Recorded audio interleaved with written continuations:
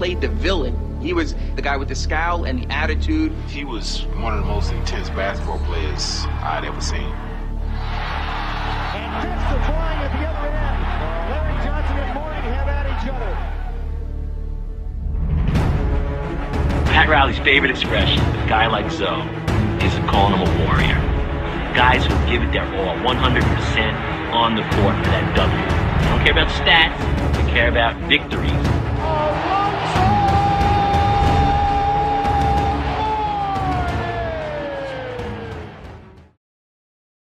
It is extremely hard to find somebody who can be classified as a hidden gem from the center position, but I was somehow able to find somebody that was cheap enough and good enough to really fit the bill.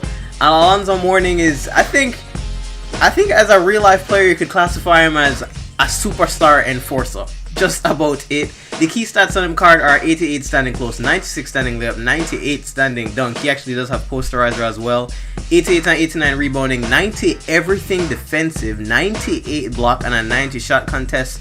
I do recommend you can't put him at the 5, but if you do have a big lineup, I would say you can put him at the 4 because he's extremely fast, especially in Onyx card, which I will get to in a minute. But they did underrate his mid-range, as you see here. It was only one shot, but he was an extremely good mid-range shooter, and I was going over his stats in the game as well, but I felt like it was more fitting to show his highlights while I mentioned his stats, especially the blocking highlights, because you will see once this game starts that blocking is his fucking shit.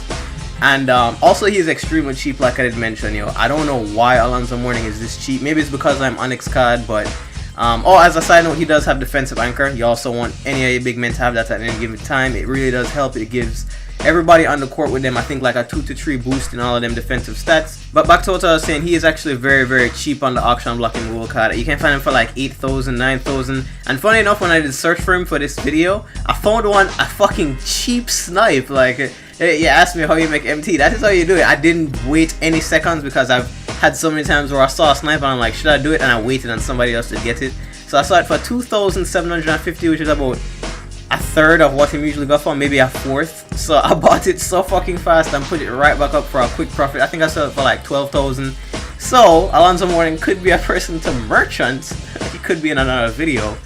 But other than that, jumping into our video, it's very hard to really show off a person from the center or a big man position in general if you don't really have a lot of post moves in the game.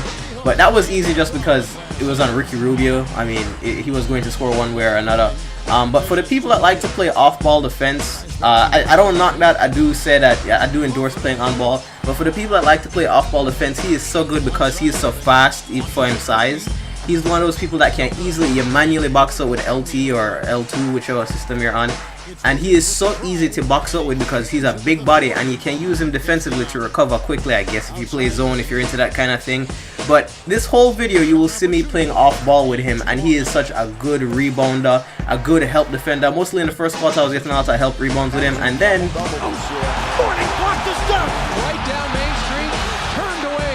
you might catch him on the corner. You might catch him on the corner, but not in his house ever. Alonzo Mourning. If you thought it was over, it definitely was not.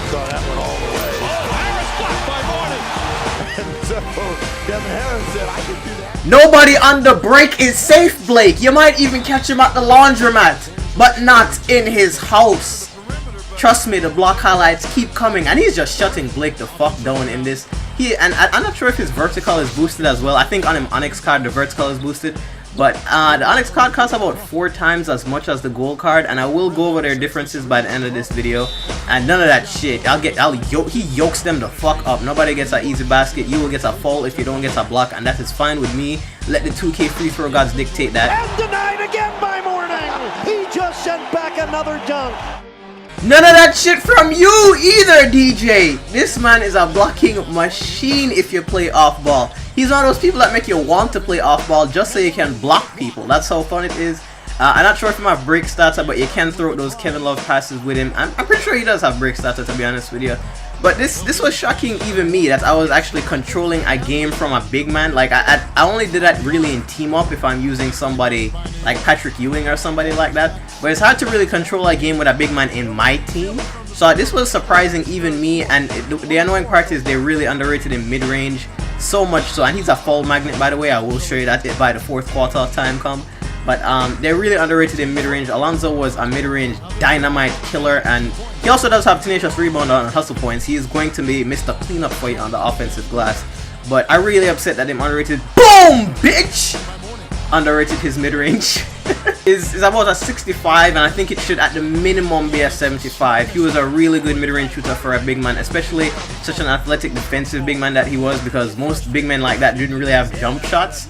But he was from Georgetown. He was raised from the same stock as Patrick Ewing, so not too surprised. That was a really good spin-off post move. Suck my dick, that should have went in, get him on rebound. Ooh, don't jump, Kenneth.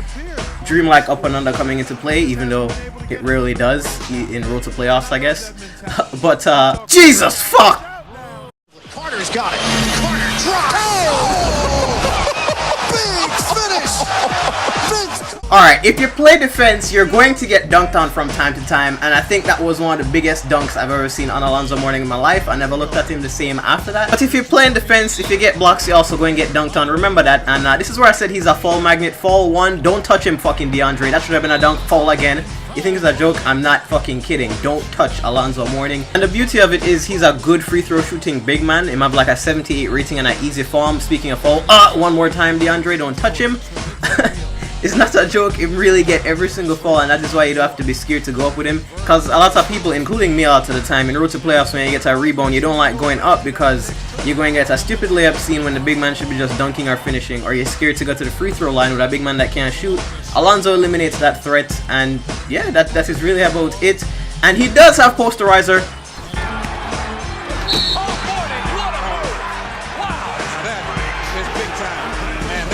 I think next to Shaq and Sean Kemp, Alonzo Mourning is probably the big man that I've seen get the most poster dunks. Him did really dunk on people for a fucking living for a big. That just shows how athletic he was. Don't fucking touch him, like I said. Foul. I think that's like foul number 6 or 7 that Alonzo has gotten this game, and that's not even counting a lot of offensive rebound fouls that he could have gotten. And this is just me taking him into the post one more time. Him can abuse smaller people in the post. Hopefully, I think if them fix hooks, post hooks in the patch when it hits Xbox One, him can be more effective, because in post hook is like a 85, something like that. I didn't really list it because the hook is broken in this year's 2K. If it was last year's 2K, then post hook would have been a great move to use. So at this moment in the post, he's only limited to like up and unders, and because them underrated mid-range, you can't really even be having you can't have the threat of shooting a mid-range jump shot with him. So offensively, he's kind of stunted, but if you need someone defensively, if you play off ball and you need somebody athletic, you can put at the 4 or even the 5 because he is 6'10". But he's not bad at the 5. I haven't seen him get bullied at the 5 like someone like how Bill Russell. I don't know why the fuck Bill Russell gets bullied at the 5. But like I said, I don't know how I took over this game with a sensor. I think I ended up with 19 and 14, something like that. 19 and 13, just as good. And it's hard to find a real hidden gem, somebody who's cheap and this effective at the big man position. I usually make hidden gems somewhere in between the point guard to the small forward, sometimes the power forward if the occasion strikes. And I think Alonzo is definitely somebody who he's somebody I would start my team with. The same thing I did say about Eddie Jones, the same thing I did say about Glenn Rice. This is somebody that I would start my team with every year when historic players come out, because he is that good and people really don't know it. And if you need somebody, like I said, go and pick him up.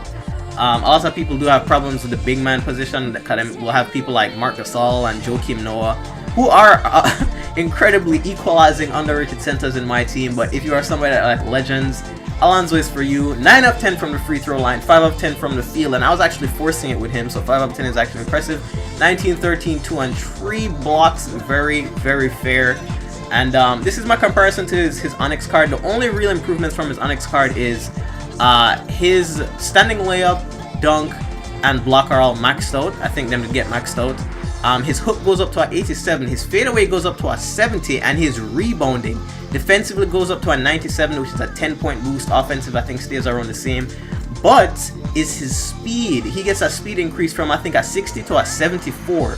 So that makes him a cheat at the power forward position, making him an extremely cheesy recovery center with 2K's shitty recovery defensive system that allows zones to work. And let me not start ranting, but hopefully you guys enjoyed, and if you need a big man, definitely give Alonzo a try.